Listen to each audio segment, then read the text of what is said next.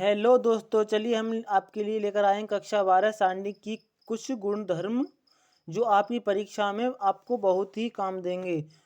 और दो तीन तो ऐसी फिर मैं बताऊंगा जो कि परीक्षा में ऐसी की ऐसी आ जाती हैं और उनसे मतलब कि हर सवाल उन्हीं से होता है। मतलब उन्हीं से जो पूछे जाते हैं, जो सवाल उन्हीं से पूछे जाते हैं। चलिए तो मैं आपको एक एक करके बारीकी से बताता चले जाऊँगा।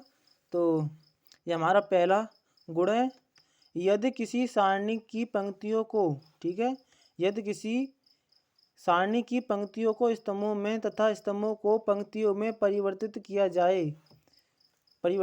जाए तो उस सारणी के मान में कोई परिवर्तन नहीं होता है। समझ रहे हो? जैसे कि यहाँ पे ये यहाँ पर हमारा एक सारणी है, इसको हमने स्तंभ को पंक्तियों में, पंक्तियों को स्तंभ में बदल दिया है।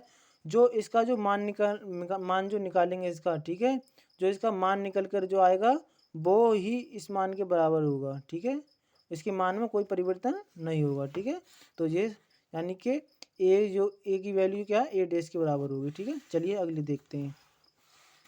तो अगली है, यदि किसी सारणी की किन्हीं दो पंक्तियों अथवा किन्हीं दो स्तंभों को परस्पर बदल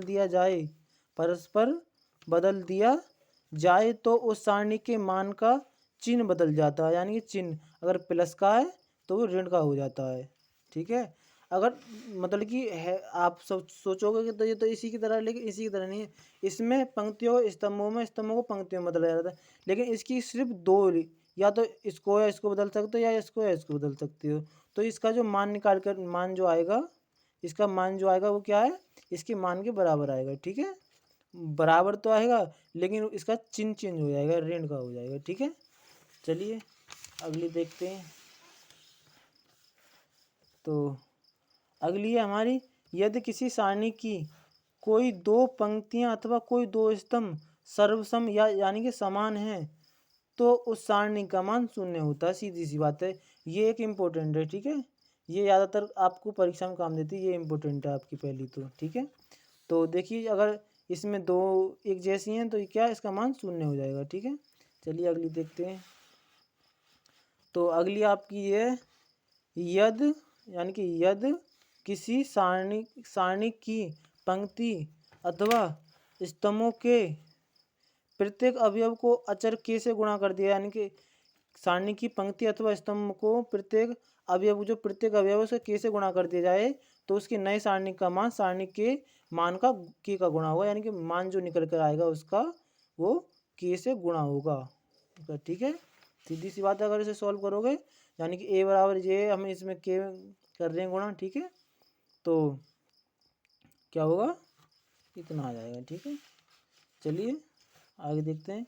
यदि किसी सारणी की पंक्ति अथवा किसी स्तंभ को प्रत्येक अवयव दो या दो से अधिक पदों का योग है तो सारणी को उसी क्रम के दो या दो से अधिक सारणी के योग के रूप में लिखा या बदला जा सकता है। ठीक है, यानी कि इसको हम उदाहरण से समझेंगे। अगर हमको ऐसा दिया है, ठीक है, तो हम इसको इसके रूप में यानी कि दो भागों में से बांट सकते हैं। ठीक है, क्या कर सकते हैं, इसको दो भागों में बांट सकते हैं। ठीक है, ये भी आपकी इम्पोर्टेंट में है, ये भी आपकी इम्पोर्टेंट में। ठीक है, आप नोट करते जाना कि कौन कौन सी इम्पोर्टेंट में। ठीक है, चलिए तो चलिए इसे देखते हैं अगली को।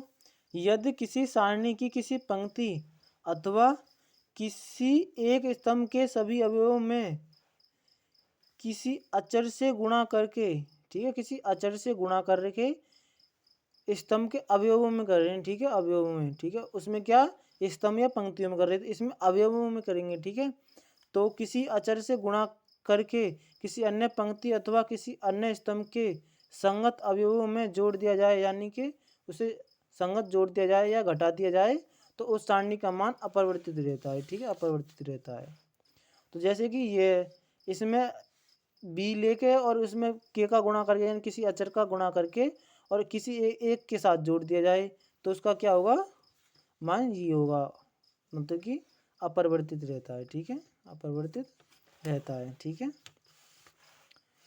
अगर जैसे कि आप इनको सॉल्व जो करोगे, नहीं सॉल्व जो करते हैं तो उससे क्या होता है, इनका मतलब बिल्कुल यही निकल कर आएगा। अगर आपको ऐसा नहीं करना आता, मतलब इसको प्रूव करना नहीं आता है, तो आप इसकी पहले प्रमो को ढंग से याद कीजिए बढ़िया तरह से कंठस्थ, फिर आप मुझे बताइए कमेंट में, फिर मैं आपको बढ़िया तरीके से बताऊंगा जिससे कि आप पहली बार में कर दो। चलिए अगले देखते हैं। यदि किसी सारणी की किसी पंक्ति अथवा किसी स्तंभ का प्रत्येक अवयव शून्य है तो सारणी का मान शून्य होता है। यदि सारणी की किसी पंक्ति अथवा किसी स्तंभ का प्रत्येक अवयव शून्य होता है तो सारणी का मान शून्य होता है। ये भी आपकी इम्पोर्टेंट में है, ठीक है, क्योंकि इसकी का प्रत्येक अवयव या पंक्ति अथवा स्तंभ शून्य हो उसके प्रत्येक अवयव तो उसका मान शून्य निकल कर आएगा। अगर आप इसको सॉल्व करते हो तो आप खुद करके देख लेना। लास्ट है हमारी, यदि किसी सारणी में x निहित है तथा सारणिक अवयव चर x में बहुपद है और x बराबर a रखने पर सारणी का मान शून्य हो जाता है तो x माइनस a उस सारणी का एक गुणनखंड होता है, ठीक है। चलिए इस उदाहरण से देखते हैं। इसका ये उदाहरण है, मतलब कि ये आपकी ज़्यादा इम्पोर्टेंट में नहीं है, ज़्यादा कुछ पूछा नहीं जाता इसके बारे में, आप बस इसको याद कर सकते हो, ठीक है। जय हिंद दोस्तों, और अगली वीडियो में मिलते हैं आपको। जय हिंद दोस्तों।